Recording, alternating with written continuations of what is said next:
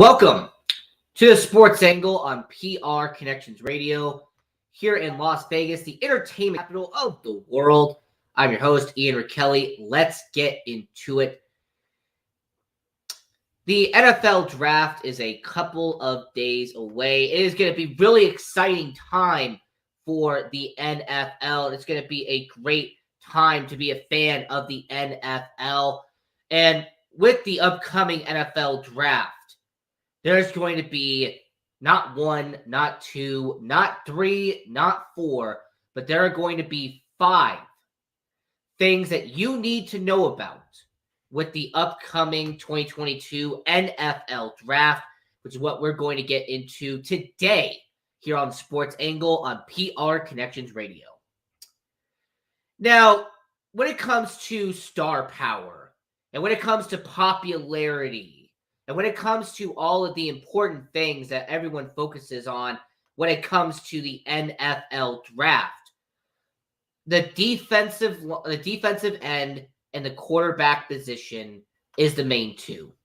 All right, everyone's been focusing on Aiden Hutchinson. They've been focusing on the depth that they have at defensive end. There's about 4 or 5. They're going to go in the first 15 picks. And then, of course, you have the star-studded position at quarterback. Understand that those two are valuable, but that's not the first thing you need to know about this upcoming NFL Draft. The first thing that you need to know about the 2022 NFL Draft is how loaded the wide receiver position is in this draft class. Understand that when it comes to the 2022 NFL Draft, you could see up to 9 wide receivers go in the first 2 rounds. And, I'm not just talking about the 2 guys from Ohio State and Garrett Wilson and Chris Olave. And I'm not just talking about Jamison Williams, who had that devastating injury with Alabama in the championship game. I'm not just talking about them. I'm talking about them all. I'm talking about Drake London, whose stock has gone up from USC. I'm talking about Treylon Burks and the fact that he is going to make a team like Green Bay Packers a very happy organization if they draft him in the first round with his skill set. How about we go even later and maybe into the early second round with guys like George Pickens, who came from Georgia, who just won a national title. You have Jahan Dotson. You have Christian Watson from North Dakota State, a powerhouse in FCS. How about Sky Moore from Western Michigan, who has some excellent credentials in his 40 time and everything that he has been doing at Western Michigan? He is going to be solid. So understand that when it comes to the wide receiver position in the 2022 NFL Draft, that could be a powerhouse. Now, last week here on the Sports Angle on PR Connections Radio with your host Ian Kelly, we did our 2022 NFL mock draft. And in that mock draft, I had 6 wide receivers going in the first round. And like I said before, you could have up to 9 wide receivers going in the first 2 rounds. So if you're a team that needs a wide receiver, if you're an organization that is desperate and needs one, for example, the New York Jets, they could use another need at wide receiver. You can see teams like the Green Bay Packers, they're definitely going to have a need. You're going to see the New England Patriots, they could take a flyer on one. How about a team like for example, the Kansas City Chiefs, after losing Tyreek Hill? That's going to be a valuable asset for them. So understand, with all the teams that need a wide receiver in this upcoming NFL Draft, that is going to be the first thing you need to know about the 2022 NFL Draft, is how loaded the wide receiver class is, how talented the class is, and more importantly, there's going to be a handful of teams that are going to capitalize on the wide receivers in this draft class. I mentioned the Atlanta Falcons, but let's mention all of them. Let's say the Washington Commanders. They could use a wide receiver, add some more weapons there. You could have the Philadelphia Eagles. I mean, this would be the 3rd year in a row they drafted a receiver in the first round. Wouldn't be surprising, though. The New Orleans Saints, there's been reports that they need a wide receiver because of what's going on with Michael Thomas. We know about Green Bay. We know about Kansas City. And even later in the rounds, you see the Chicago Bears. They don't have a first-round pick, but they do have a second-round pick, and they could use that on a wide receiver. So I will say is that this wide receiver class is going to be good. It's going to be solid. You're going to see one or two studs come from this wide receiver class. And I say that's the first thing you need to know about this upcoming NFL draft class is how loaded the wide receivers are. Now, as we're talking about the 2022 NFL draft here on the Sports Angle on PR Connections Radio, we are going to also mention the second thing that you need to know. The second aspect that is so important and it's so crucial that I don't want anyone to forget. Understand that do not buy in to the hype. Okay, if there is a guy who is a college football legend, do not assume that they're going to become an NFL legend. Understand, if there's a person out there who was a 5-star recruit in high school, number 1 recruit in the entire nation, it doesn't mean that they are all of a sudden going to be a great player in the NFL. Understand that because a guy has school records and has broken all of these accolades in college football, it doesn't mean that that is going to translate over to the pros. The NFL and college football are two different playing grounds. Just like how college football and high school football are completely different playing fields. The talent is better, the difficulty is more, and in terms of being a success, it goes down more and more and more. Understand that there is just a slim percentage of people who make the NFL. And let's go off of that. From high school, those people who are the 5-star recruits, the best man on campus, their success rate is slim in college football. And there was a quote used by Vince Lombardi a long time ago that I'm going to use for this segment, or for the second thing you need to know about the 2022 NFL Draft. Hard work beats talent when talent doesn't do hard work. So that's the second thing you need to know about the 2022 NFL Draft. Just because somebody was great in college football doesn't automatically mean they're going to be great in the NFL. Just because they have won championships, they've been Defensive Player of the Year, Offensive Player of the Year, just because they have all these accolades on their shelf from college football, do not get blinded by all of that success. Because there is a chance that they will not progress in the NFL. We've seen it every single draft year. There's those people who have been a winner in every single thing they have done, and then they get to the NFL and their feet fall out from under them. So just keep that in mind. Because I guarantee you, and I don't do a lot of guarantees on the Sports Angle on PR Connections Radio, but I will do a guarantee on this one. Every single draft, there is at least 2 or 3 players who fit that description of a person who was a winner in every single thing that he did, and then he gets to the NFL and he starts losing, and it affects his psyche. He starts losing, and it affects him in terms of his play. It affects him in terms of his confidence. It happens every single draft year. There's always 2 or 3 of them. That is a guarantee. So that is the second thing you need to know about the 2022 NFL Draft is don't be blinded by all of the trophies and all of the shiny gold that some of these players have on their bookshelf already. Just because they have it doesn't mean they're going to be automatically a superstar in the NFL today.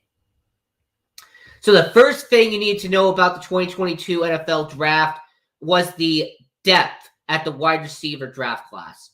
How there is about 9 wide receivers that are going to go in the first 2 rounds. And if you're a team that needs a wide receiver, this is one of the best draft classes to get one. The second thing you need to know about the 2022 NFL Draft is that just because they were great in college doesn't mean they're going to be great in the NFL.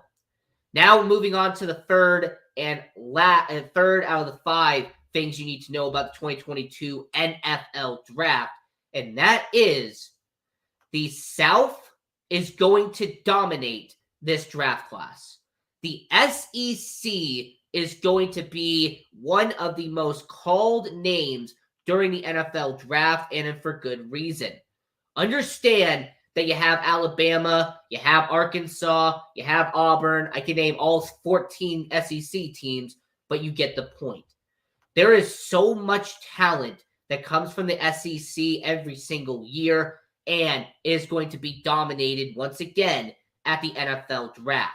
Now, going back to our 2022 NFL mock draft we did here on the Sports Angle on PR Connections Radio last week, we had 14 players from the SEC go in the first round.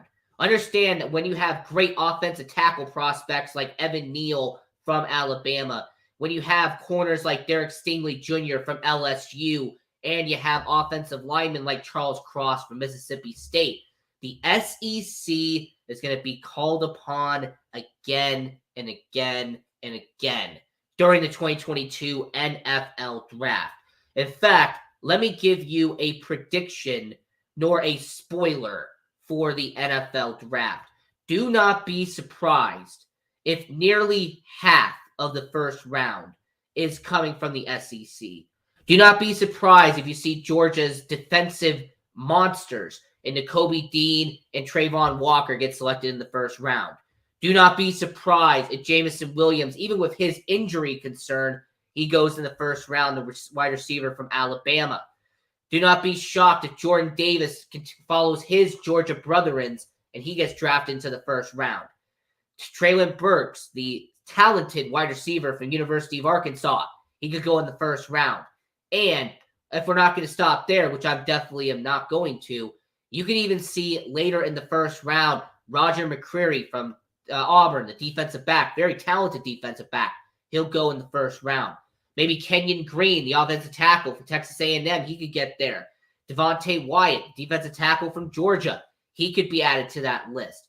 There is a lot of talent and a lot of great opportunity in the SEC. So the third thing you need to know about the 2022 NFL Draft is that the SEC is going to dominate the first round. You are going to hear their name most likely from half of the selections in the first round.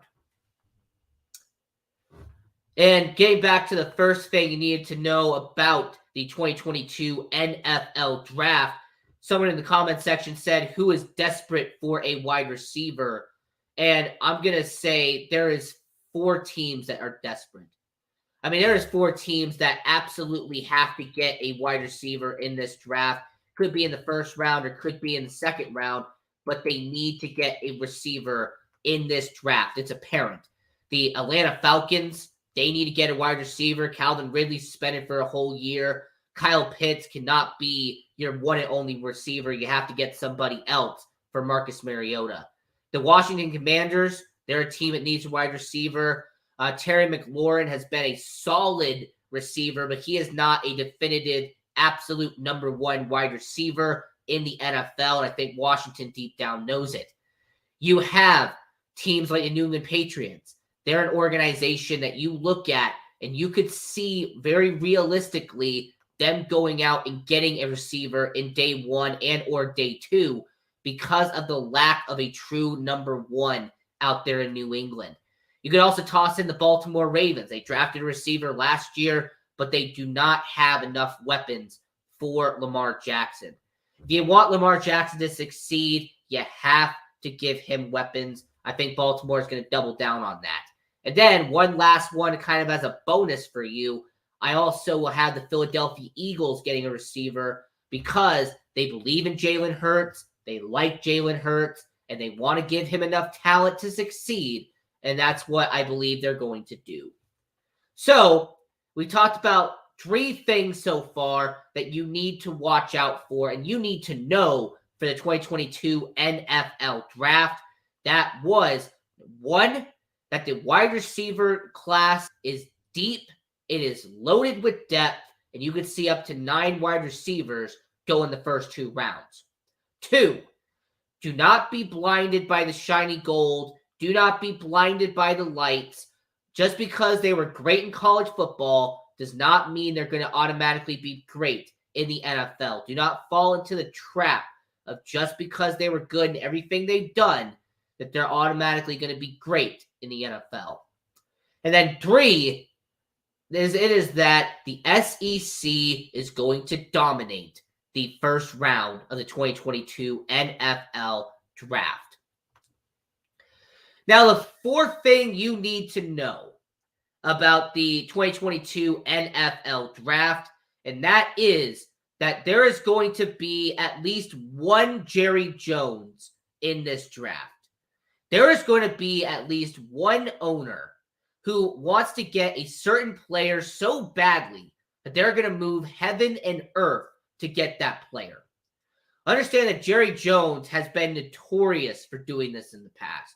Jerry Jones, when he wants a player, when his mindset is so focused on getting that one guy, it doesn't matter how many draft picks he has to give up. It doesn't matter how many picks he has to move up to. If he wants a player, he is going to get it. And we have seen in this draft, we've seen in recent drafts, that when there is a player that a certain team wants, they will go up and grab that player regardless of their future. Understand that we saw this not that long ago with the Chicago Bears. The Chicago Bears wanted Justin Fields. They believed that they needed Justin Fields. And because they had to absolutely go out and get him, they sacrificed their future to get it. Because they were so set on getting one guy. Let's also remember that the Buffalo Bills did this with Josh Allen. The Buffalo Bills traded up with Tampa Bay Buccaneers to get Josh Allen. So when it comes to Buffalo, when it comes to Chicago, we see it almost every single year. There is going to be at least one player that is the best, available. A certain owner wants to get that guy. They're not going to stop until they get that guy, and they will get that player. So the 4th thing you need to know about the 2022 NFL Draft is that there is going to be a Jerry Jones. There is going to be one owner who wants to draft a certain player, and he doesn't care what he has to do to get said player. And then the 5th and final thing you need to know about the 2022 NFL Draft: do not reach for a quarterback. I will say this once again. Do not reach for a quarterback. There is no quarterback in this draft that is worth a top 3 pick in this draft. Understand that Kenny Pickett might be the best quarterback talent-wise, but he is not worth a 2nd overall pick. If you're the Detroit Lions, do not pull a Detroit. Understand this? Understand that do not be a Detroit, do not be a Lion, and draft Kenny Pickett 2nd overall. Do not draft Malik Willis 2nd overall. Kenny Pickett could be solid. Malik Willis should be solid. But they are not worth a 2nd overall pick. Houston Texans, you have the 3rd overall pick. Don't do it. Do not draft a quarterback when you already have one in Davis Mills. Do not draft precious draft capital that can save your team and make your team better and waste a 3rd overall pick on a quarterback. And the New York Jets, I see you at 4. I know that there's going to be a team that is going to ask you to trade up. If you're a New York Jets organization, you need to hit both of those 1st-round picks. Do not trade down with a team who is desperate for a quarterback unless they're willing to give up the whole farm system in order for you to do it. Understand that if a team is not willing to sacrifice the cow, the milk, the eggs, the chickens, the ham, the pigs, it doesn't matter what it is. It doesn't matter if it was the grass. It doesn't matter if it is whatever the farm is. do not trade down in the NFL draft and let a team draft a quarterback at 4 when you can make a great opportunity in this draft. Unless they're willing to trade you all that stuff. So, the 5 things you need to know about the 2022 NFL Draft. 1, the wide receiver class is deep, and this wide receiver class can have up to 9 wide receivers go in the first round. 2, when it comes to do not be blinded by trophies. Do not be blinded by being a winner in everything they have done. Just because they were great in high school, just because they were great in college, does not mean they're going to automatically be great in the NFL. Don't be blinded by that. 3, the SEC is going to dominate the first round. You're going to see plenty of guys come from the SEC on day 1. 4, there is going to be at least one Jerry Jones. There is going to be an owner who is set on drafting a player. He is going to do whatever it takes, no matter what, to be that player. He's going to draft that player, and he doesn't care how he's got to do it.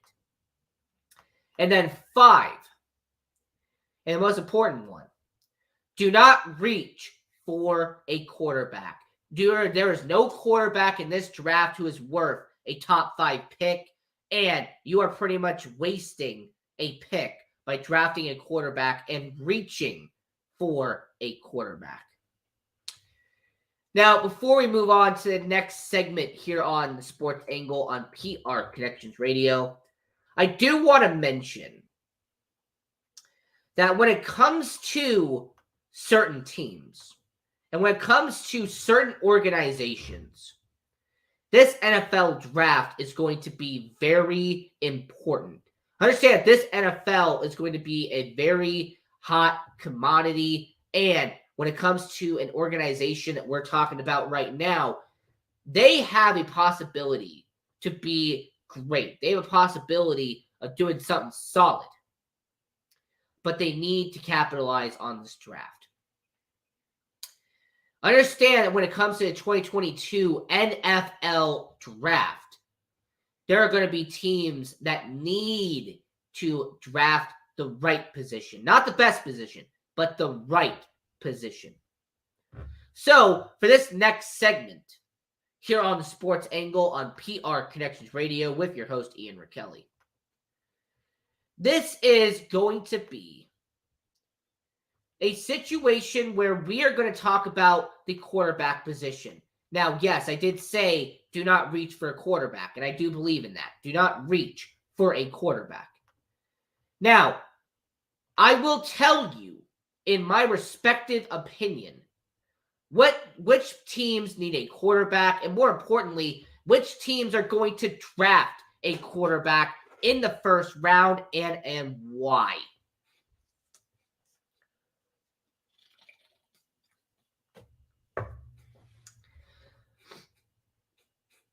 Understand that when it comes to the 2022 NFL Draft, there is, in my analytical opinion, there are 4 teams that are going to draft a quarterback in the first 2 rounds. Understand that when it comes to the NFL Draft that we are looking at, and when it comes to the NFL Draft that I have been examining, there are going to be 4. Now, I will explain to you who I have going to those teams and as of why. So, going back to our 2022 NFL mock draft that we did on episode 5 of the Sports Angle on PR Connections Radio, I had the Seattle Seahawks taking Kenny Pickett from University of Pittsburgh. Now, I want to elaborate more as of why. Now, there is no secret that the Seattle Seahawks need to have a quarterback after the departure of Russell Wilson. Understand that the Seattle Seahawks need to get a franchise quarterback that they can put on their billboards, that they can put on a spotlight out there in Lemon Field. When it comes to Seattle, losing Russell Wilson, losing a talent like Russ, is a big deal. And this is no dig at Drew Lock. This is no dig at Geno Smith. But are any of those guys franchise quarterbacks? Is Drew Lock or Geno Smith a caliber of a quarterback that you can trust to be there all 17 games? Because my answer is no. Geno Smith is a guy who could start 5 or 6 games a year. Drew Lock could probably start 7 or 8. And if you wanted to split between the two, that's fine. But none of those two quarterbacks are guys you are going to trust long-term future-wise. Kenny Pickett has the skill set. And there's a reason why he is projected to be the first quarterback coming off the board.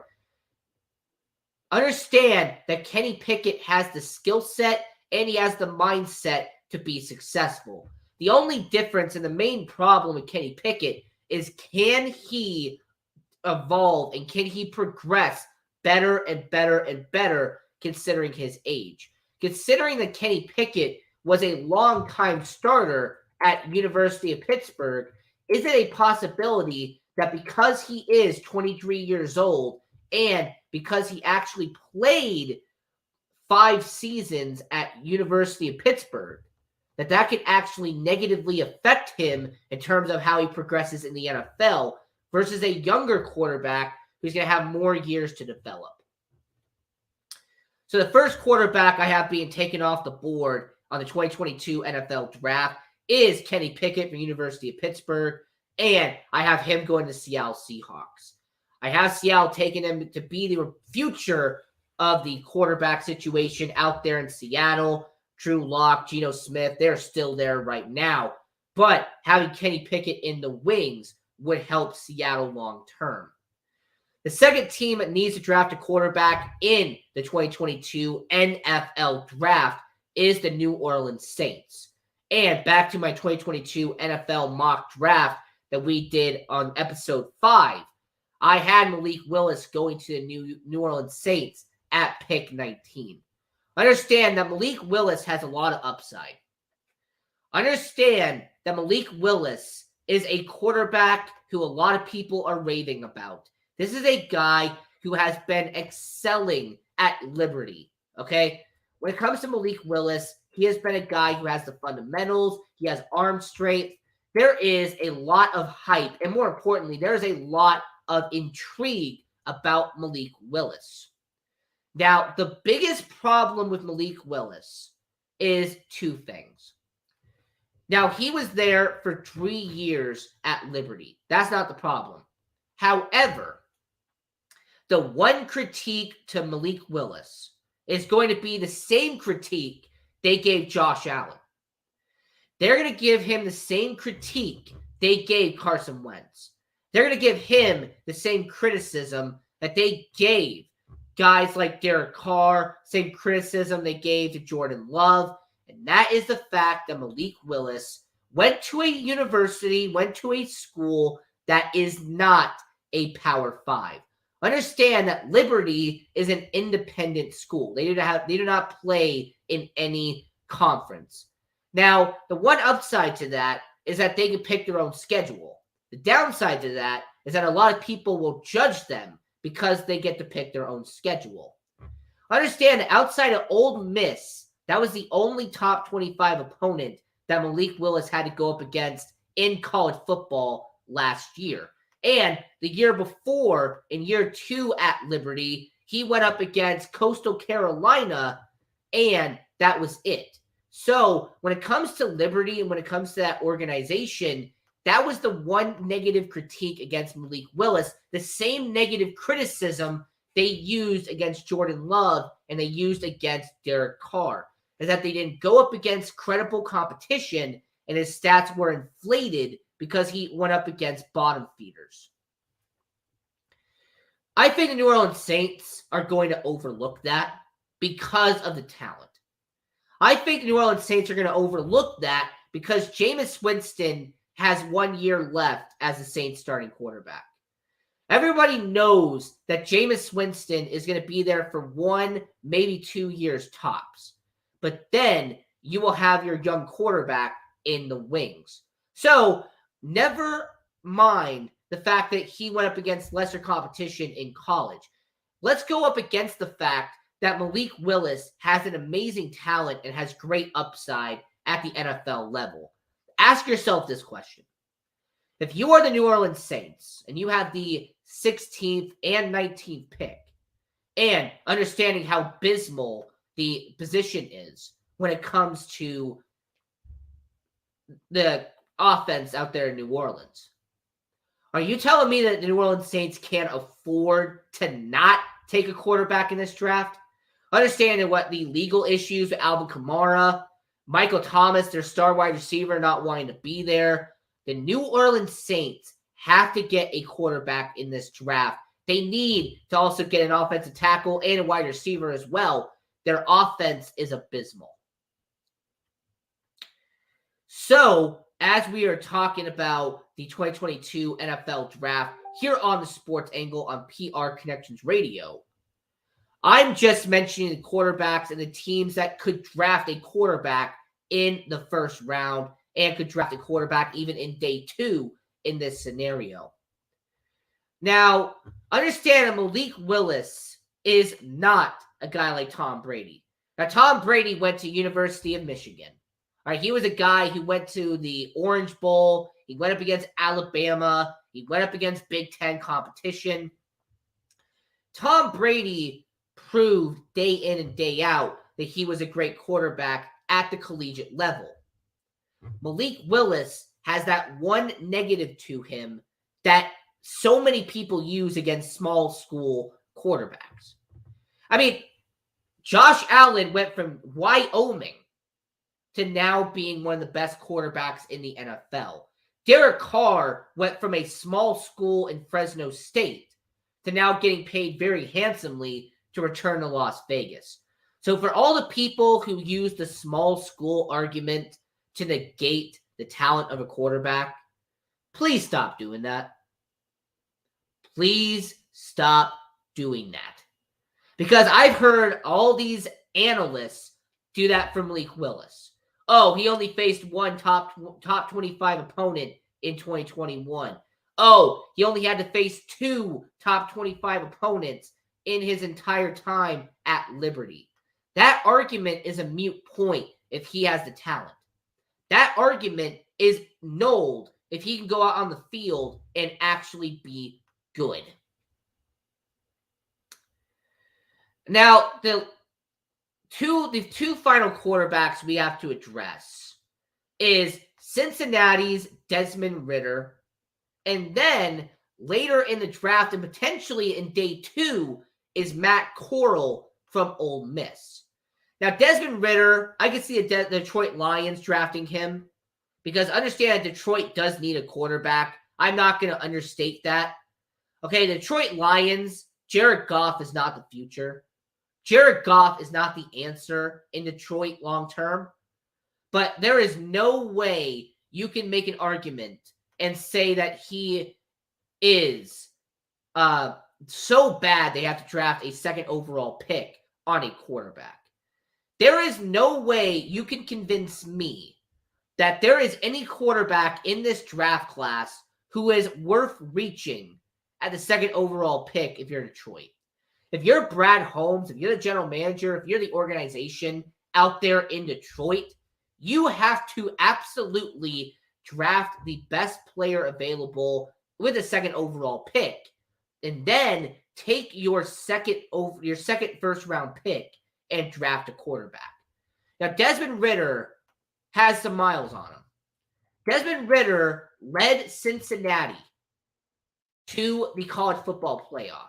Understand that Desmond Ritter, at the age of 22, we're seeing a lot of older players when it comes to college. Understand that when it comes to Desmond Ritter, this is a guy who also spent 5 years in college, similar to Kenny Pickett. Kenny Pickett was at Pittsburgh for 5 years, and Desmond Ritter was at Cincinnati for 5 years. So when it comes to the quarterback class, you have a lot of older quarterbacks. Yes, you had the 3 years of Malik Willis out there in Liberty, but you also had the 5 years of Desmond Ritter out there in Cincinnati and the 5 years out there with Kenny Pickett. It's an older, seasoned quarterback group out there in this NFL draft. Desmond Ritter, his accolades, his arm, the fact that he was also Offensive Player of the Year back-to-back years. He was also first team All-ACC. When it comes to Desmond Ritter, what he has done at Cincinnati is remarkable.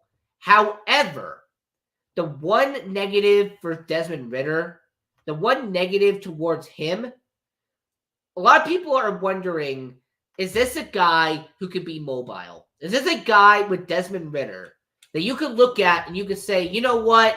Do I think that long term he can run down the field and put up excellent numbers? Understand, this is a guy who, rushing wise, has done really well in terms of getting the ball in the end zone.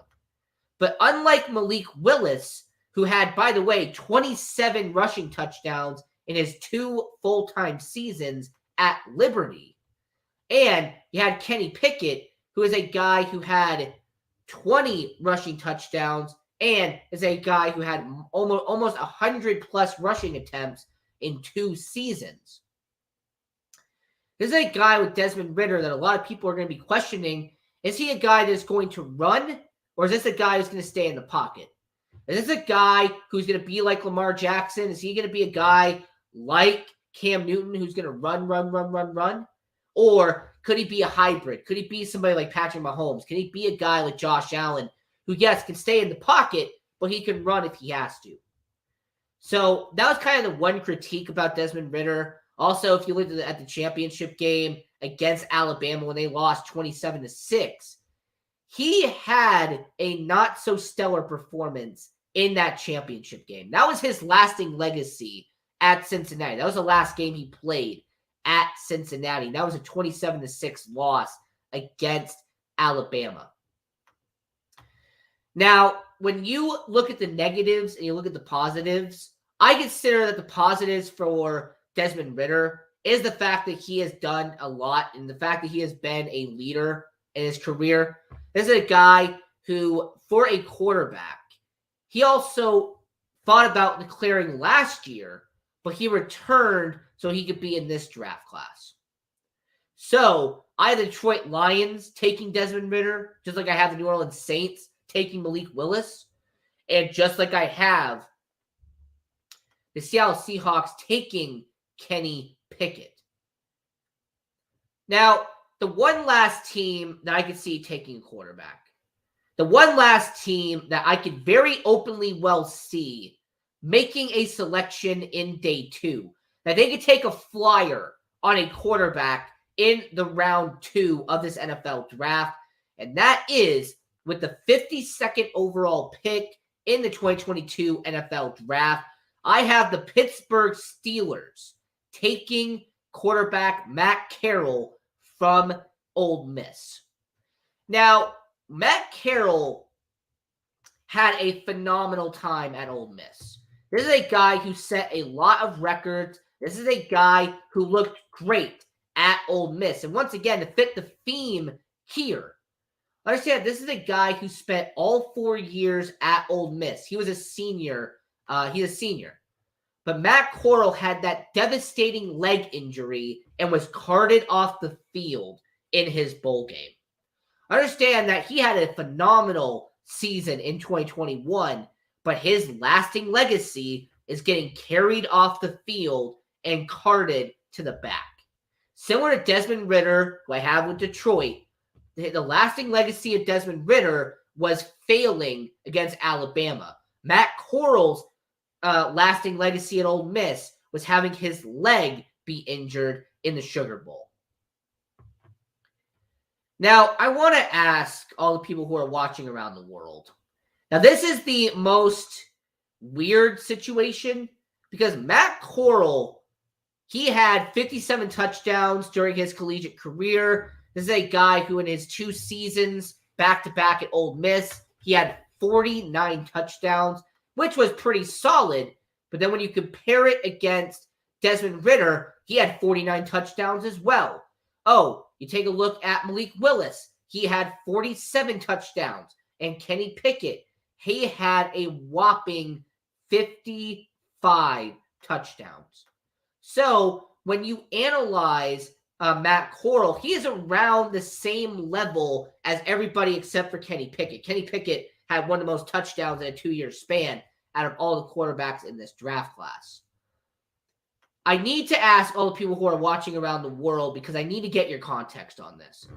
Do you believe that because he had that leg injury, because he got carted off in the Sugar Bowl, that that's the reason why his stock went down as heavily as it did? That because he got injured in the most important game of his college career, that is why the Pittsburgh Steelers are going to be able to get him at a steal with the 52nd pick in the NFL draft. Because, look, I have heard the reports and I've seen the analysis about the fact that he looks like he's going to be good to go. I've been understood that when it comes to his draft credentials, when it came to the draft combine, this is a guy who really seems like he is going to be good to go health-wise. But because he got injured, because the last thing the public saw, is that going to affect his draft stock? I want to know from all people watching around the world. I want you to comment, go on our Twitter, at SportsAngle on PR, go on all our social medias, at SportsAngle on PR, and go in the chat down below.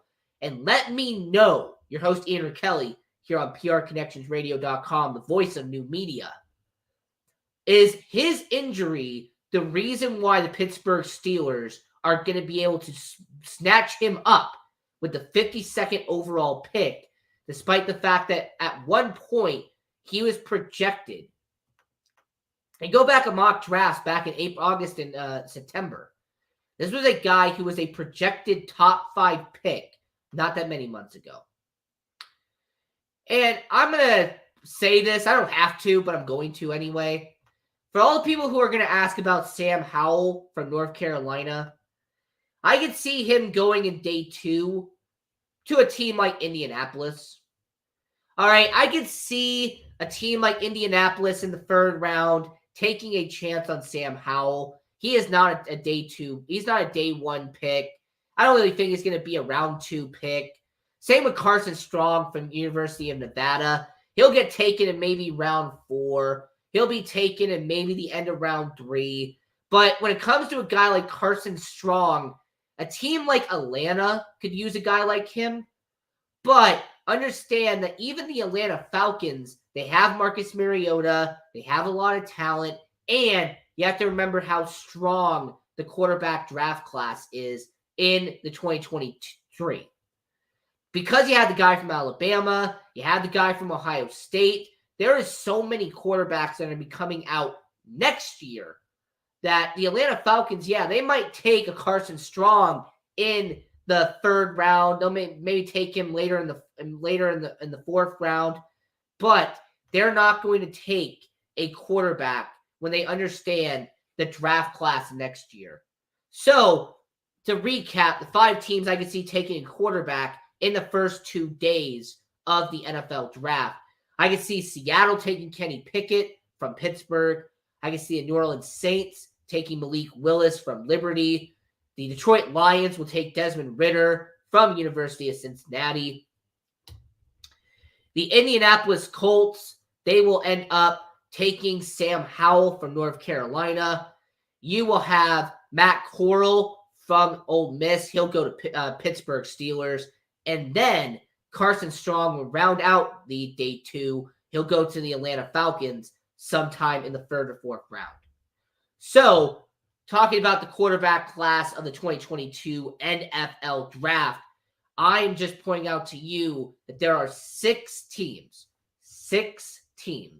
that need a quarterback in this draft. There are 6 teams that have to come away with a quarterback in this draft. It would be irresponsible for them if they didn't. And as we are talking about the NFL here on Sports Angle, as we are talking about the draft right now, I want to once again go over our NFL mock draft. And this one's going to be very quick. This is just a reminder for people who did not watch episode 5 last week. So we're going to keep the picks the same. They're in the exact same order. I will just run by them very quickly for the people who did not see our 2022 NFL mock draft on episode 5. So, here on the Sports Angle on prconnectionsradio.com, I'm your host, Ian Rakelli. Here is our 2022 NFL mock draft. We have the Jacksonville Jaguars take a defensive end, Aiden Hutchinson from University of Michigan. The unanimous decision at the number 1 overall pick by most experts in this draft. Detroit Lions, they will go with defense in this draft. They will focus heavily on building up that defense. So they will take the best defensive player on the board, and that is defensive back Ahmad Gardner from Cincinnati. The Houston Texans, they will protect Davis Mills. They will find the best blocker for their team, a guy who will be there with Laramie Tunsil and will have one of the best tackle combinations in the NFL today. They will take offensive tackle Evan Neal from Alabama. The New York Jets, they need to protect Zach Wilson. They need to open up running lanes for their running back. So getting Akeem Ikwonu from North Carolina State would be a solid move for the New York Jets and would be a step in the right direction. And their counterpart out there in New Jersey, the New York Giants, getting Kayvon Thibodeaux from Oregon would beef up their defensive end, and their defensive line would get better alongside Quinnen Williams, would get better alongside that line, which has been very weak as of recent with the New York Giants. So those are the top 5 right there. Aiden Hutchinson going to Jacksonville at 1. Ahmad Gardner going to Detroit at 2. Evan Neal going to Houston at 3. Akeem Ikwonu going to the New York Jets at 4. And Kayvon Thibodeaux going to the New York Giants at 5. The Carolina Panthers, they will go with an offensive lineman. They will protect a quarterback, and they will get Charles Cross from Mississippi State at 6. The New York Giants, to round out their first round, they will double down on defense. They will load up on defense, and they will get defensive back Derek Stingley Jr. from LSU. The Atlanta Falcons will get a wide receiver for Marcus Mariota to play with, get a wide receiver that can help them in the future. They will get wide receiver Garrett Wilson from Ohio State University. Seattle Seahawks will draft the first quarterback in the NFL draft. They will get the guy who is a 5-year veteran at University of Pittsburgh, a guy who is 23 years old, one of the oldest quarterbacks in this draft class, but a guy who has already matured and has already shown his progression in college and will also show some level of progression in the NFL. So Kenny Pickett, quarterback from Pittsburgh, will replace Russell Wilson with the Seattle Seahawks at 9. And then at 10, the New York Giants, they went with offensive tackle in the first round. Then they will finish it off with a defensive tackle with their second pick. Trayvon Walker is a bad man, big boy, with a 10th overall pick. And understand when it comes to Trayvon Walker, he is a guy that can eat quarterbacks for breakfast. And he is a guy who I honestly believe will make the New York Jets better out there in New Jersey. So, to recap once again, 6 through 10, Charles Cross, offensive tackle, will go to Carolina. Derek Stingley Jr., defensive back, will go to the New York Giants at 7. Garrett Wilson, wide receiver, will go to Atlanta Falcons at 8. Kenny Pickett from Pittsburgh will go to Seattle at 9. And then Trayvon Walker, the defensive tackle, will go to the New York Jets at 10. University of Washington defensive back Trent McDuffie will travel across the United States to get drafted by the Washington Commanders out there in Washington, D.C., even though they play in Landover, Maryland. But he will be a great defensive back that they can pick. And when it comes to the Washington Commanders, you can go with wide receiver or you can go with defensive back, but you're going to pick one of those two sides anyway. I say defensive back is the right choice. The Minnesota Vikings getting defensive tackle Jordan Davis makes a lot of sense when you understand their objective. Understand that Jordan Davis is a guy who will make quarterbacks' lives miserable. This is a guy that will be able to get to the quarterback. He will be able to stomp out the competition, and understand that when it comes to Jordan Davis, he will be able to take certain pressure off of guys out there in Minnesota. And he's kind of been the consensus pick for majority of the 2022 NFL mock drafts. So Jordan Davis for the Minnesota Vikings, I have him going there at 12. And like I said, it's been kind of the expected choice for a defensive tackle out there in Minnesota. Next, the Houston Texans. Now, I already said they're going to go with offensive tackle. They're going to protect Davis Mills. They're going to protect their future by getting Evan Neal from Alabama. And I'm going to say they will go with their defense this time, and they will get their replacement, Jadeveon Clowney. They will get their next J.J. Watt. They will get their next Mario Williams. The Houston Texans have been great at drafting defensive ends in the first round. The Houston Texans have done pretty well at developing defensive ends and pass rushers. So Jermaine Johnson from Florida State, he'll be the next one on that list. So the Houston Texans will select him in the first round and continue adding that prestige to being a defensive end for the Houston Texans. The Baltimore Ravens are kind of hard to really judge. Once again, similar to the Washington Commanders, you could pick a wide receiver or you could pick a defensive back, but one of those two sides needs to be addressed out there in Baltimore. I say they go with the wide receiver to help Lamar Jackson. They go with a wide receiver so that they can make sure that Lamar Jackson has enough weapons for the upcoming season. However, if you say they need a defensive back to protect their defense against how many great wide receivers are in the AFC North, I will not disagree with you on that. That is a valid point. So, to recap 11 through 15, Trent McDuffie, defensive back from Washington, he will go to the Washington Commanders at 11. Defensive tackle Jordan Davis from University of Georgia, the national champions, will go to the Minnesota Vikings at 12. Jermaine Johnson, the defensive end from Florida State, will go to the Houston Texans at 13. Wide receiver Drake London from USC will go to the Baltimore Ravens. And then the Philadelphia Eagles with the 15th selection in the 2022 NFL Draft.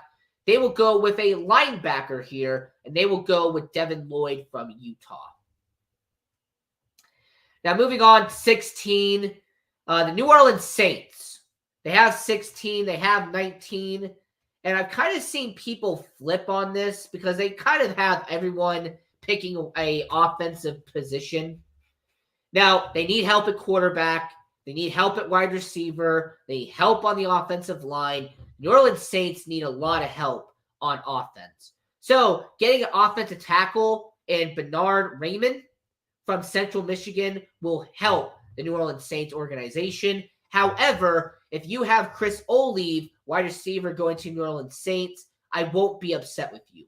Because, yes, the New Orleans Saints have a big hole at wide receiver, but I will argue with Treon Armstead going to the Miami Dolphins.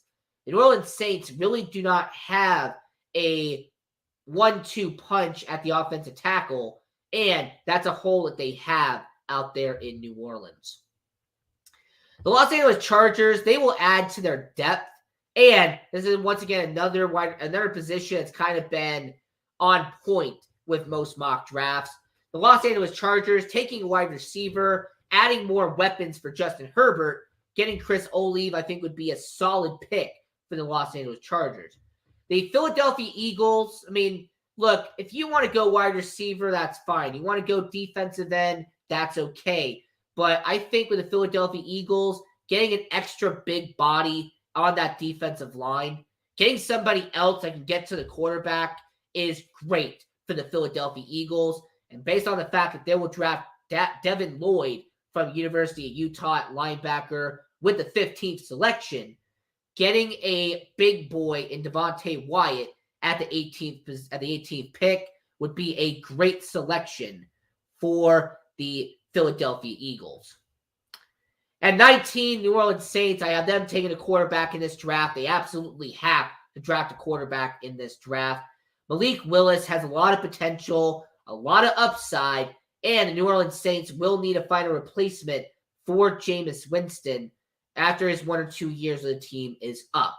So, getting Malik Willis at the 19th selection will be considered a steal with the New Orleans Saints. That's what I have them doing in our 2022 NFL mock draft here on the Sports Angle on PR Connections Radio.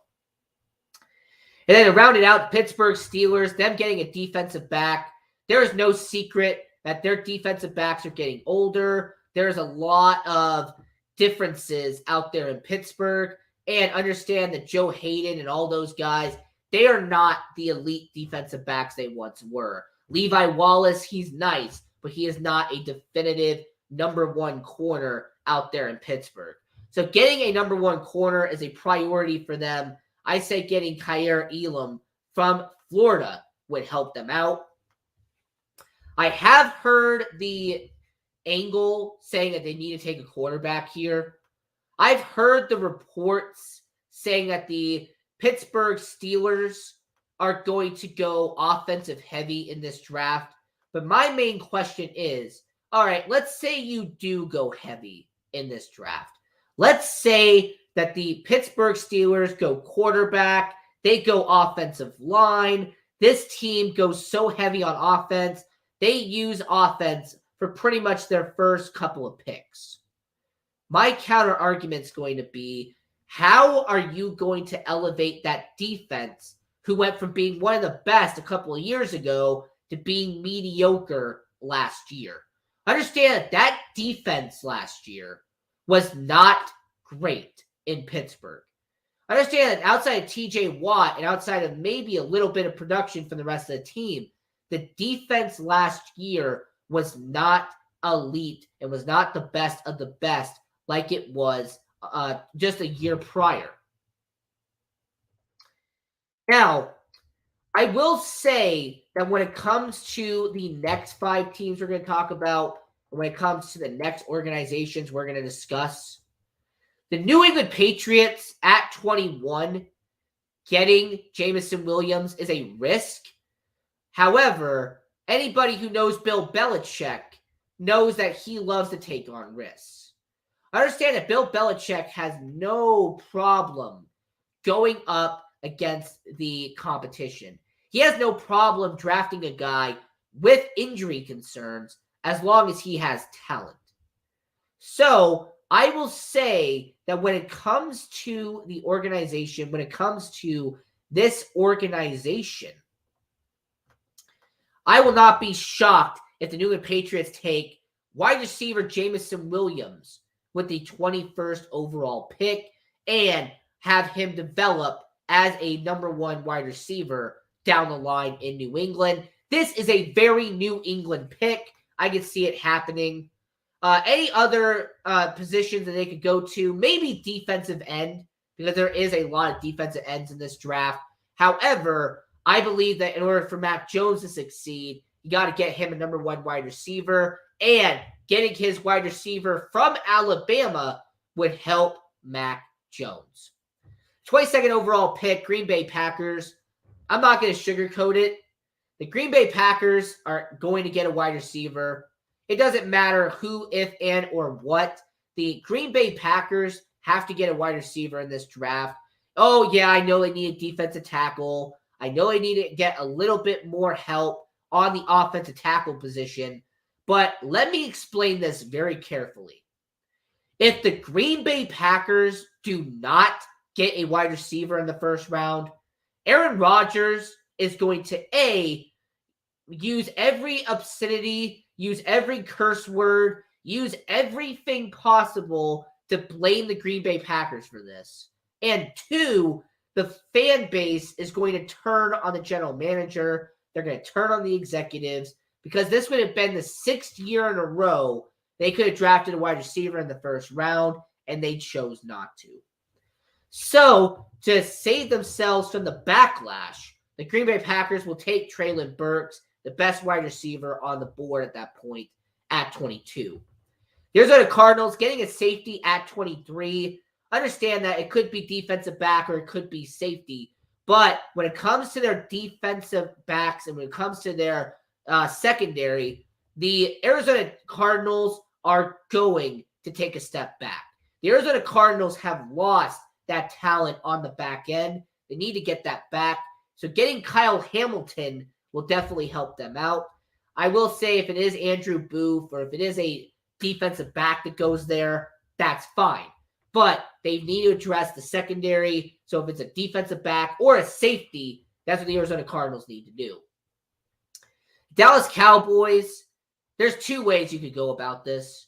You can either go all in on offense, get an offensive line, and rebuild that meat wall that is in front of Dak Prescott. Rebuild that meat wall in front of Ezekiel Elliott.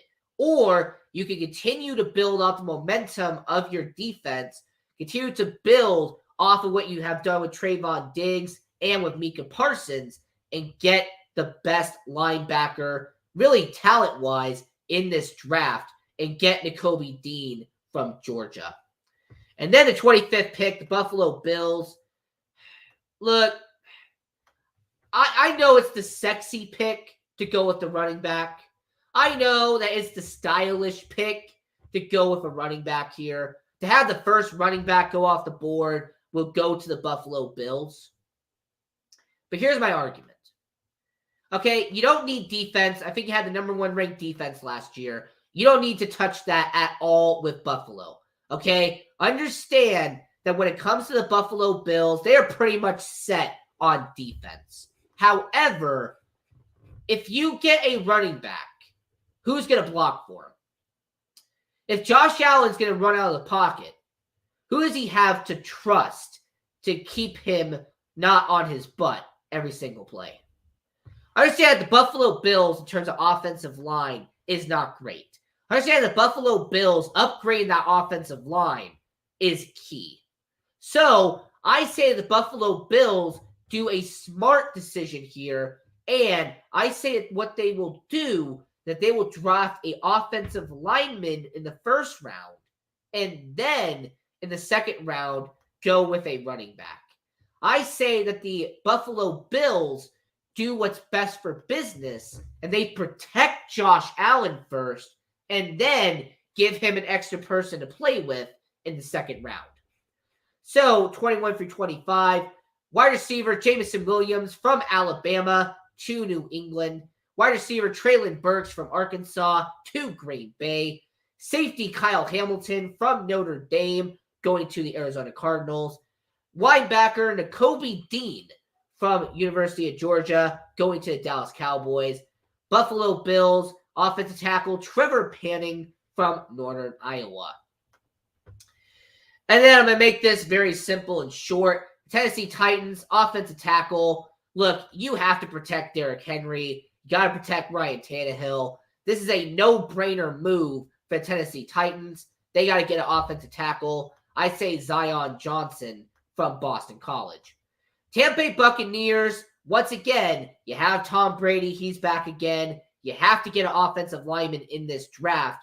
And it could be Kenyon Green, like I say it will be. It could be Tyler Lindenbaum, like you have later in the draft board. Whoever it is, the Tampa Bay Buccaneers need to protect Brady. They need to make sure that he doesn't die. So Kenyon Green, offensive tackle, that's what they need to go with. The Green Bay Packers, like I said, outside of maybe a defensive tackle in this draft, the wide receiver is the most important aspect of this draft. The Green Bay Packers have to go out and get that. The Kansas City Chiefs, they got to go get that secondary fixed. I understand that they've lost a lot of talent on the defense. Yes, you could get a defensive end to team up with Chris Jones. You could get a wide receiver to replace Tyreek Hill and get a wide receiver to help Patrick Mahomes. But the Kansas City Chiefs are smart about this. They will beef up their secondary, a weakened secondary, and they will get Daxton Hill and Andrew Booth in back-to-back picks. They will focus on their weakest aspect of their team, and that is the secondary. And speaking of the weakest aspects of their team, the Cincinnati Bengals, their offensive line still needs work. They could fix the linebacker position later in the draft. They could help out the defense on that part. But getting a center is very valuable for them. And then the Detroit Lions getting a quarterback, it makes a lot of sense. So that is our 2022 NFL mock draft here on the Sports Angle on PR Connections Radio. I will very quickly put it up on the board so you can see it. I'll do it for about 15 seconds here so you can really see who we selected here in the 2022 NFL mock draft. And I also want to know from all people watching around the world, do you agree or do you disagree with our picks here on the Sports Angle on PR Connections Radio? And when it comes to the selections itself, do you agree with the player or do you agree with the position? Because there are going to be people out there who are going to complain about the fact that certain players are being drafted too high and certain players are going to be drafted too low. And then there are going to be certain people out there who are going to complain about the fact that they drafted a certain position for their organization. So I'm just curious that when it comes to the 2022 NFL draft, if you see your team up here, do you agree with the position and you just disagree with the player? Or do you agree with the position, you just don't agree with the player? I'm just more curious about that. So we've been talking about the NFL for a solid hour here on the Sports Angle on PR Connections Radio. Now it is time to get into the NHL. It is time to discuss the great world of hockey, and more importantly, it is time to talk about the Western Conference. Now, it is no secret that the Eastern Conference has been wrapped up since December. I understand that the Eastern Conference is just doing seeding at this point. However, all the 8 teams have clinched a position. I understand that the Florida Panthers, Toronto Maple Leafs, Tampa Bay Lightning, Boston Bruins, Washington Capitals, Pittsburgh Penguins, New York Rangers, and Carolina Hurricanes, they have pretty much all wrapped up their spots in the Eastern Conference. The New York Islanders are mathematically still in, but let's just be honest, unless they go on an 8-game winning streak and Washington loses 7 in a row, you are not going to see the New York Islanders in the playoffs come May.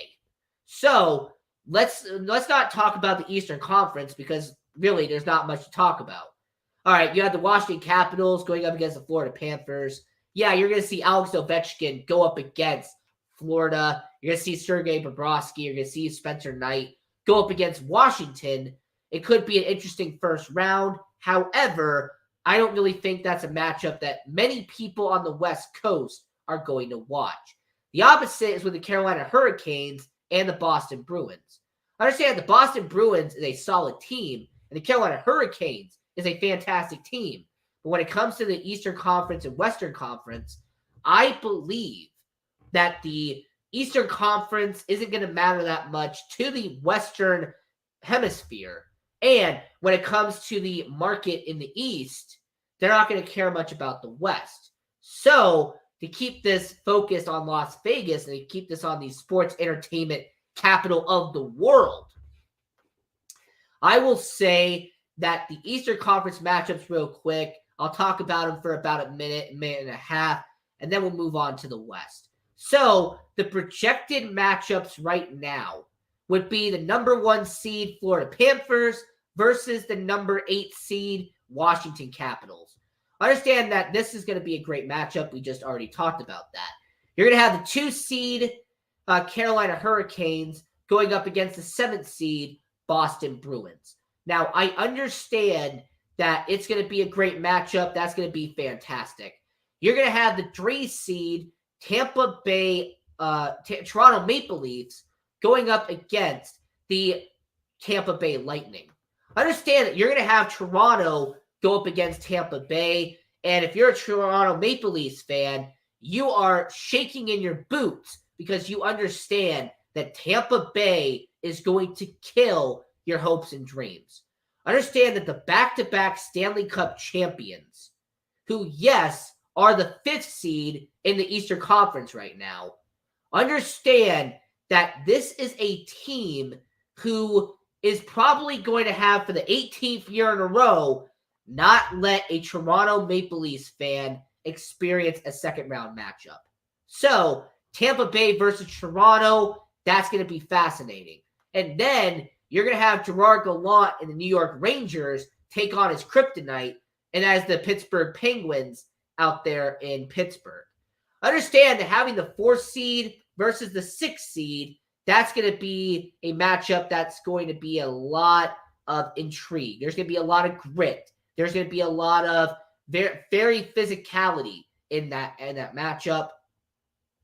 However, I would not be surprised if the Pittsburgh Penguins, as the lower seed, pull off the upset.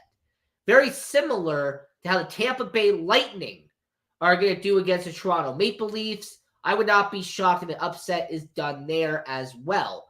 As a matter of fact, looking at the actual seeding of the Eastern Conference, I mean, Florida's going to beat Washington. That should be obvious.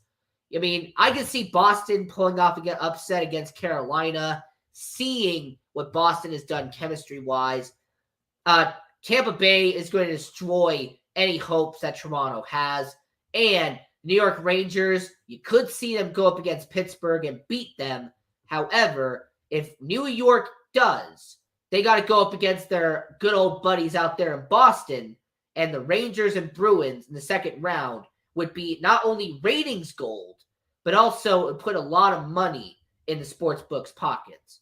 So, when it comes to the second round of the NHL Eastern Conference, make no mistake about it, that if Florida beats Washington like advertised, if Boston pulls off a miracle against Carolina, and Tampa Bay beats up on Toronto, that you could easily see Miami versus Tampa Bay in the second round, or Florida versus Tampa Bay in the second round, and then you could see Boston versus New York. That would be great for ratings. But moving on to the Western Conference, this is more tricky to talk about. Understand that the Western Conference is very difficult to discuss because of the fact that the Western Conference has so many moving pieces. Understand that the Western Conference has so much talent in their conference that it's near impossible to break it down. Now, yes, you have the Colorado Avalanche as the clear favorite, number 1. They clinched the Western Conference not that long ago. The Calgary Flames, they are the number 2 seed. Calgary's looking forward to their first round matchup against whoever it is.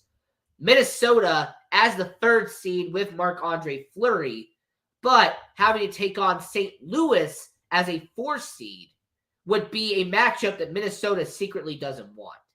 Make no mistake about it, that the Minnesota Wild and Marc-Andre Fleury going up against St. Louis in the playoffs, that would be the toughest obstacle for Minnesota to get over. You have Edmonton, who is the 5 seed. I understand that Edmonton has gone on a nice run lately. They have had points in 8 of their last 10 games. However, when it comes to Edmonton in the playoffs, the question has always been, when it comes to Edmonton, is it just going to be McDavid and Draisaitl, or is the rest of the team going to show up? Is the rest of the team going to be there in Edmonton? And then you have Nashville and Dallas. They're tied with 89 points right now, and they are trying as hard as they can to not go up against Colorado. Let's just put it bluntly. Whoever is the 8th seed in the Western Conference, they got to go up against Colorado. Whoever is the 7th seed, they go up against Calgary. This is no dig to Calgary, but who would you rather want to face? A team with 99 points or a team with 114 points? Who would you rather face in the first round?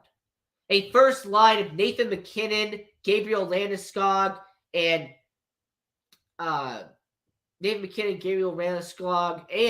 Mikko Rantanen? Or go up against the first line of Matthew Tkachuk, Johnny Gaudreau, and Sean Monahan? Understand that the Calgary Flames would be a better matchup for whoever gets to be the 7th seed. And then you have the last team to make the playoffs, and that is the Los Angeles Kings. Now, as we are recording episode 6 of the Sports Angle on PR Connections Radio, the LA Kings are the last team to get in with 88 points. The Vegas Golden Knights are 1 point back with 87 points. And then you have the two teams left who are mathematically eligible. You have the Vancouver Canucks, who are at 84 points. They are 4 points back from LA, but they have won 5 straight, and they have had 8 points of their last 10. Understand that Vancouver has done really well in their last 10 games, and they have overcome a deficit that was above them not that long ago. And then the last team mathematically eligible is the Winnipeg Jets at 81 points. However, they have lost in 5 of their last 10 games. So it seems like Winnipeg is mathematically eligible, but realistically, they're on their way out. Now, I'm going to do the playoff scenario real quick before we get into our angle here on Sports Angle on PR Connections Radio, here on prconnectionsradio.com, the voice of new media. Right now, the Colorado Avalanche would take on the Dallas Stars. The Calgary Flames would take on the Nashville Predators. The Minnesota Wild would take on the St. Louis Blues. And the Edmonton Oilers would take on the LA Kings. Now, my angle is going to be talking about that last playoff spot and why that last playoff spot is valuable. Why that playoff spot is going to mean so much for the team that makes it. Now, understand that I'm going to narrow this down to LA, Vancouver, and Vegas. Understand that I'm going to look at Vegas, Vancouver, and LA as my simplifier for this.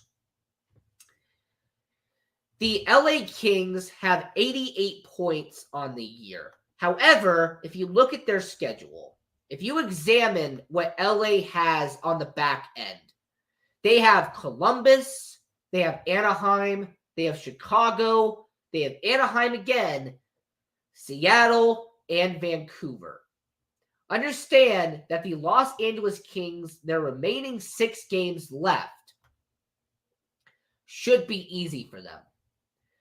Understand that their final 6 games, there's only one team above 500. The Los Angeles Kings have to go up against their state rival twice. Got to go up against the second worst team in the West.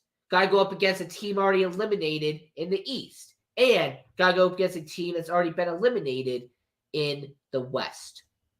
So realistically, outside of their last game of the regular season, which is against Vancouver, LA on paper should be in. On paper, they should make the playoffs because of how easy their back end of their schedule is. When you examine their schedule against Vegas, Vegas's schedule is tough. You got Edmonton, who is a playoff team. You have Washington, who is a playoff team. You have Dallas, who is a playoff team. And you have St. Louis, who is a playoff team. Outside of Chicago, San Jose, and New Jersey, the Vegas Golden Knights are going to have a competitive last 7 games of their schedule. And yes, I said 7. That's very important for later. And then the Vancouver Canucks. The Vancouver Canucks, their remaining 7 games is what I like to call even playing field. They go up against Dallas, a team they've already beaten. They go up against Ottawa, a team they've already beaten. They go up against Minnesota, a team that is battling for a top seed in the West. They're going to go up against Calgary, a team that is trying to stay as a second seed. You have the Seattle Kraken, who, by the way, is going to get mentioned a lot. And then you have the last 2 games of the season against LA and against Edmonton. So understand that when it comes to Vancouver, Vancouver has a very even schedule. Okay, understand that they go up against 5 playoff teams in their last 7 games. However, if you're going to think that's a deterrent for them, well, they have won 3 of their last 6, 3 of their last 6 games that they have won are against playoff contending teams. So, understand that when it comes to Vancouver, when it comes to that organization, this is a team that is going to have to earn it. The Vancouver Canucks are in fight or flight mode, and they're going to have to fight for every single point. They're going to have to fight to stay in it. So, if you're an odds man, if you're someone who looks at the odds, the Vancouver Canucks have the hardest climb into the Western Conference playoffs. Understand, in order to be the 8th seed, they have to beat 5 playoff contending teams, and 4 of them are pretty much confirmed to be in the playoffs at this point. The Vegas Golden Knights. The Vegas Golden Knights have a tough road. Not only do they have to go up against, like I said, 4 playoff teams, but they also have to go up against 2 teams that they are, relatively speaking, battling for the 8th seed. And then LA has only 1 matchup that they have to go up against. So, if you're an odds person, if you're someone who wants to put money down on the casino, who are you going to go with? I want chat participation with this. If you are a betting person, would you go with the LA Kings to make the 8th seed, knowing that their final 6 games, they're only going up against 1 playoff team in those final 6 games? They have the easiest schedule out of the remaining 3. Would you go with the Vegas Golden Knights, who have the most talent on paper, and they are the most talented team between LA and Vancouver? However, they are also going to go up against 4 playoff contending teams, and it's going to be a very tough road for Vegas. Or are you going to go with the hot hand? Are you going to go with the team with the most momentum? You're going to go with the hot glove, as they say in hockey. The Vancouver Canucks have won 5 straight and have scored points in 8 of their last 10 games. Understand that the Vegas Golden Knights, yes, they have the most talent, but they have a tough schedule. The LA Kings have the easiest schedule, but had the number 1 farm system in hockey heading to this year, and a lot of that talent is on the main roster. So, for the audience out there, I'm going to keep this very simple. There are 3 doors. Door A is the most potential. Easiest schedule, great farm system, young talent. Door B, the most talent, championship potential, but tough schedule. Or C, the most momentum, a team with nothing to lose. However, they got to go up against 5 playoff teams in those last 7 games. So, door A, door B, or door C. If you're a person, what door are you grabbing? What door are you opening? And they're going to be the 8th seed in the Western Conference.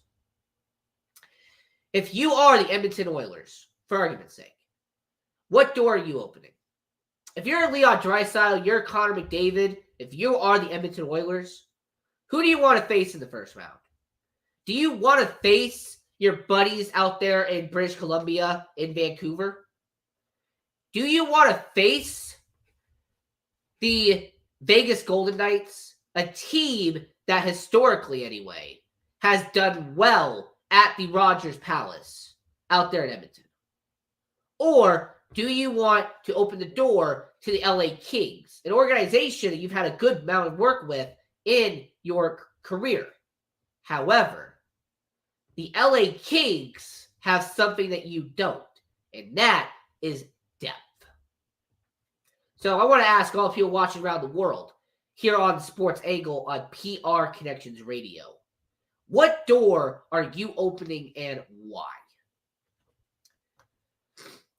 Now, I kind of want to get back to a certain matchup real quick because in the NHL news, there was the death of Hockey Hall of Famer Mike Bossy.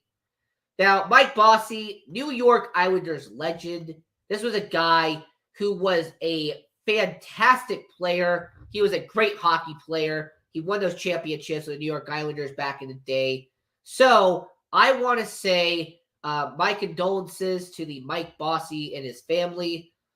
He was a true Islanders legend, and he dies of lung cancer at age 65. But Mike Bossy had one heck of a career, 4 Stanley Cup titles, and one of the best goal scorers in hockey history. But unfortunately, passed away at 65 years old. Condolences to your family. In other news in the NHL, you have had the debut of certain players for the 2021 NHL Draft. As a matter of fact, you had 3 of the players for the 2021 NHL Draft make their debut this week. Understand that Owen Power, the defenseman, the number 1 overall pick from the Buffalo Sabres, he made his debut for the Buffalo Sabres, and he had an assist and 1 point already for Buffalo. You had Matty Beniers, who was drafted 2nd overall by the Seattle Kraken. In his first game, put up 1 assist and 1 point in his debut. And then the 5th overall pick, Kent Johnson from University of Michigan. He was selected 5th overall by the Columbus Blue Jackets, made his debut, didn't put up any points, but had 2 penalty minutes. So the 2021 NHL Draft, a future promise in the NHL, well, a trio of that future made their debut this week in the NHL. So congrats to Owen Power, congrats to Matthew Beniers, and say congrats to Kent Johnson on making their debut. Now, there's actually been a trio of players who have actually been playing this season in their rookie year after being drafted this year. Cole Sillinger, who was drafted 12th overall by the Columbus Blue Jackets, has had 26 points and 13 goals in 71 games this season. Not a bad rookie campaign. Mason Mctavish, the 3rd overall pick by the Anaheim Ducks in the 2021 NHL Draft, has had 9 games played and has already had 2 goals in his NHL career, which is 2 more goals than myself and you will ever have.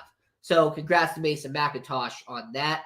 And when it comes to William Eklund, the center from Sweden, he's already had 4 points in 9 games for the San Jose Sharks. So when it comes to the NHL, their future is bright in the hockey world. And I just want to say once again, congrats to the 1st overall pick, Owen Powers, for making his debut with the Buffalo Sabres. And also congrats to the 2nd overall pick, Matthew Beniers, for making his debut out there in Seattle. Now, I also want to say, because this is very important, now we're getting towards the end of the show here on Sports Angle on PR Connections Radio. The AHL has been playing hockey. And not only has the AHL been playing hockey, they've been playing out here in Henderson. The Henderson Silver Knights, a team that I've gotten to see in person, an organization that I am very familiar with because of this year. Understand that the Henderson Silver Knights, who have a win-loss record of 30 and 33.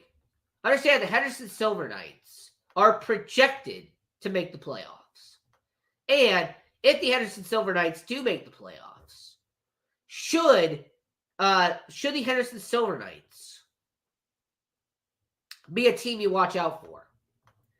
the Henderson Silver Knights do make the playoffs. They actually do end up being a playoff team in the Calder Cup, which is the AHL version of the Stanley Cup. I just need to know, because they would take on the Stockton Heat in the first round, who has the best record in the AHL.